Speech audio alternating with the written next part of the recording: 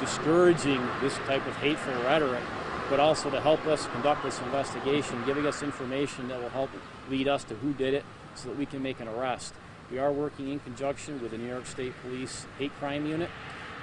Also, we'll be working in conjunction with the Fairport Police Department, but also in conjunction with the community. Anybody that has anything, please reach out to us. This is very, very important to us. We're dedicating a lot of manpower to this to find who did this. And we want the person who did it to know we will find you and we will prosecute you. This is unacceptable. Chief? There's nothing more I can add to what Captain DeLizer said, except that we will find who is responsible and they will get the fullest extent of the law as regards to what's going to happen as far as their actions here today. So we ask the public once again to come forward, let us know if you saw anything at all. No matter how insignificant you think it is, call 911, let us know to help us move along with this investigation. But all the resources to bear are here, and we will be ensuring that we do a thorough job to find out who's responsible. Chief, speaking to the mayor of the village of Fairport, she was telling me early this morning, this is not Fairport. I know your love for the village. I know you would say the same thing.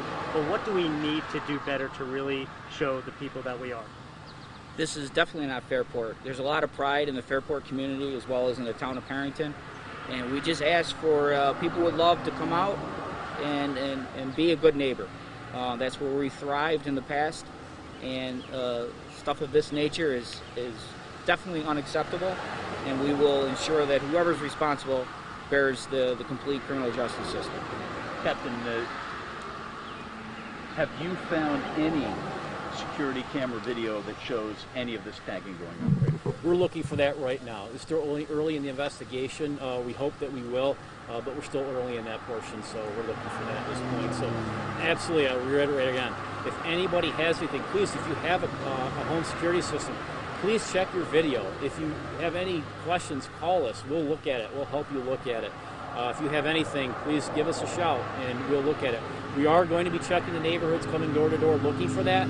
But if someone wants to get ahead of the game and get a hold of us, please do. We definitely would encourage that.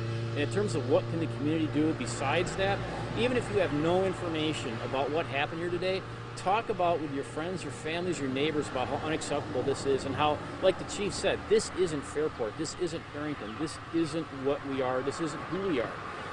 Make sure that everybody understands that this isn't us and that whoever did this is not a true member of our community, because a true member of our community wouldn't do something like this, to be perfectly honest with you.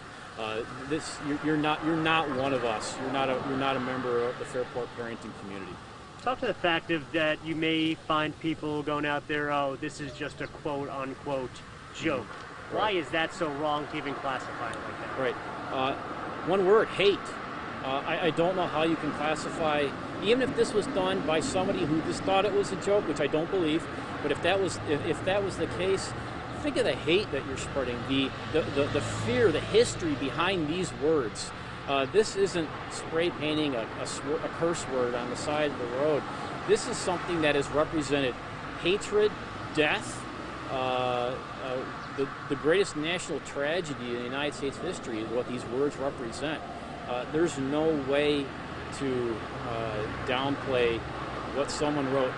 Put it this way, if you didn't know better, oh my God, how could you not know better? I don't know which would be worse, ignorance of what those words mean or knowing what they mean and putting them up there on purpose. I think they're both horrible, to be perfectly honest with you. A while back, some similar incidents happened in Brayton. Do you have any idea if these might be connected, or? We have no information at this point that this is connected to any other incidents. Obviously, particularly when we work with the state police for their hate crimes unit, that's something they really help us with, is trying to tie these crimes in. If there is something even beyond Monroe County that it may be tied to, they're tracking the whole state, so they will be able to help us with that.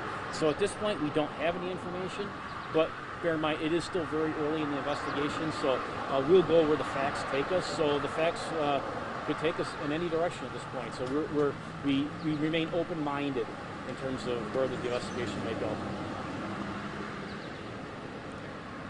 Thanks very much, guys. Thank you very much. I appreciate it. So just checking if there's